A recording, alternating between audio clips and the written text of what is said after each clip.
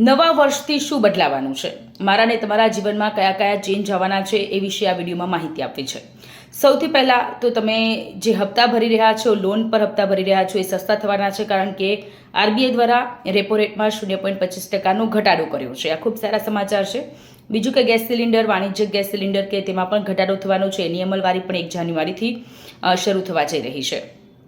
પછી છે કે તમે જો પાન કાર્ડને આધાર કાર્ડની સાથે લિંક નથી કર્યું તો તમે જે બેન્કિંગ સેવાઓ છે, સરકારી સેવાઓ છે, એ તમે નહીં કરી શકો. તમારું પાન કાર્ડ નિષ્ક્રિય થઈ જવાનું છે.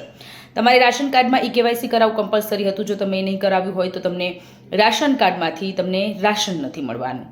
જો તમે અથવા તો તમારા કોન્ટેક્ટમાં કોઈ સરકારી કર્મચારી છે તો એમના માટે ખૂબ મહત્વના સમાચાર છે, કારણ કે 8મા પગાર પંચનો ફાયદો તેમને મળી શકે છે.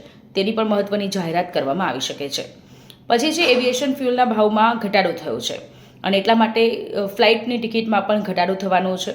તો આ એ ચેન્જીસ છે કે જે મારા અને તમારા જીવનમાં નવા વર્ષથી આવવા જઈ રહ્યા છે.